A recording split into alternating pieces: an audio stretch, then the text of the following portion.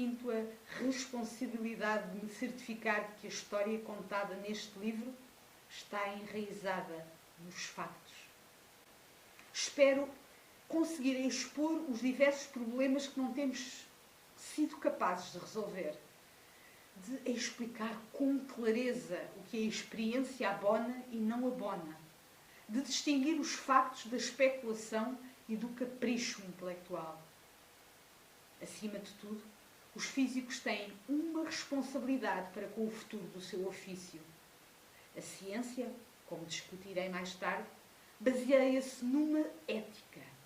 E essa ética exige boa fé aos seus praticantes.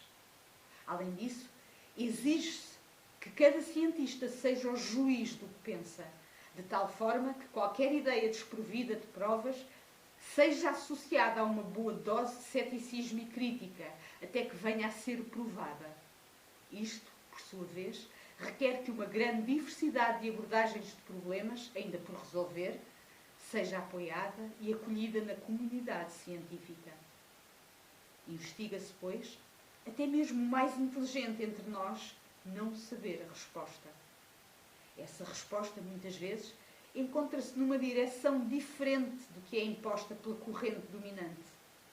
Nesses casos, mesmo quando a corrente dominante está correta, o progresso da ciência depende do apoio salutar aos cientistas com opiniões divergentes. A ciência requer um equilíbrio delicado entre conformidade e diversidade. Visto que é tão fácil iludirmos dando as respostas serem desconhecidas, os especialistas, por mais bem preparados ou inteligentes que sejam, discordam quanto à abordagem mais provável de produzir frutos. Assim, para a ciência avançar, a comunidade científica deve apoiar várias abordagens para o mesmo problema. Há amplas indicações de que estes princípios básicos já não estão a ser seguidos no caso da física fundamental.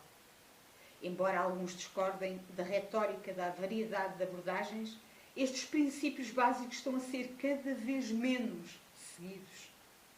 Alguns jovens teóricos das cordas transmitiram-me que se sentem forçados a trabalhar na teoria das cordas, acreditem ou não nela, visto que isso é encarado como um passaporte para uma cátedra numa universidade. Têm razão.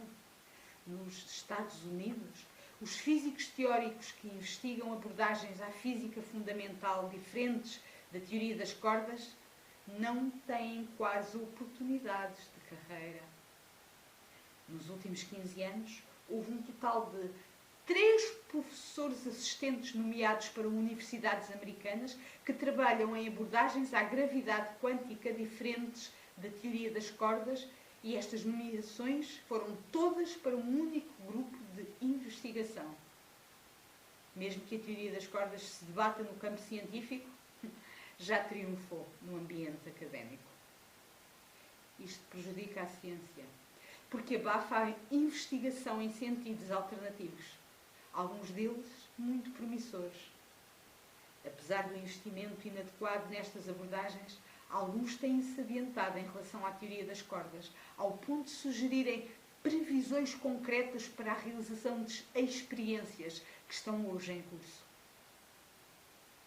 Como é possível que a teoria das cordas, que tem sido tratada por mais de 1 milhar dos mais brilhantes e mais bem formados cientistas a trabalhar nas melhores condições, esteja em risco de falhar? Isso intrigou-me por muito tempo, mas agora acho que já sei a resposta. O que julgo que está a falhar não é tanto uma teoria em particular, mas sim um estilo de fazer ciência que era adequado para os problemas que enfrentávamos em meados do século XX, mas não é apropriado para o tipo de problemas fundamentais que enfrentamos hoje. O modelo padrão da física de partículas representou o triunfo de uma forma particular de fazer ciência que passou a dominar a física na década de 1940. Esse estilo é pragmático e obstinado e favorece o virtuosismo no cálculo acima da reflexão sobre problemas conceituais difíceis.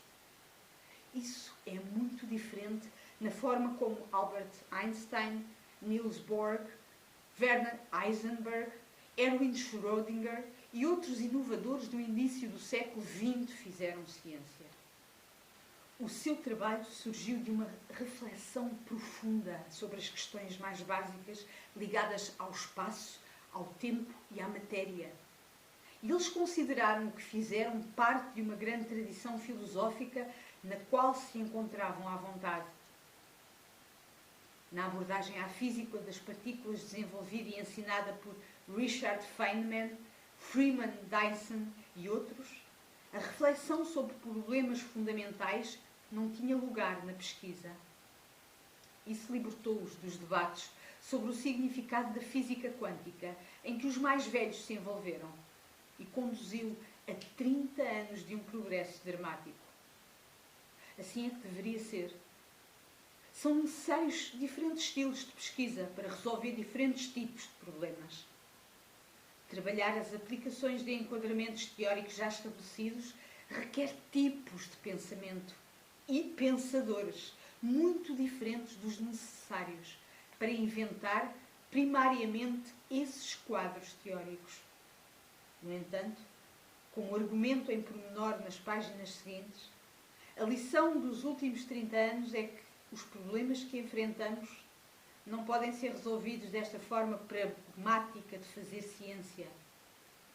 Para continuarmos o progresso da ciência, temos de lidar de novo com questões profundas sobre o espaço, o tempo, a teoria quântica e a cosmologia. Necessitamos, mais uma vez, do tipo de pessoas que conseguem criar novas soluções para antigos problemas fundamentais. Como veremos, as direções que o progresso está a tomar, em que a teoria volta a contactar a experiência, são lideradas por pessoas que empregam mais facilmente o seu tempo a criar novas ideias que a seguir tendências populares. E a maior parte das vezes fazem ciência no estilo reflexivo e fundamental dos pioneiros no início do século XX. Quero sublinhar que a minha preocupação não é com os teóricos das cordas como indivíduos, alguns dos quais são os físicos mais talentosos e bem-sucedidos que conheço. Eu seria o primeiro a defender o seu direito de fazer a investigação que eles acham mais promissora, mas estou muito preocupado com a tendência de apenas uma direção de pesquisa ser apoiada, enquanto outras abordagens promissoras estão carentes. É uma tendência com consequências trágicas se, como argumento, a verdade se encontrar numa direção que exija que repensemos de forma radical as nossas ideias básicas sobre o espaço, o tempo e o mundo quântico.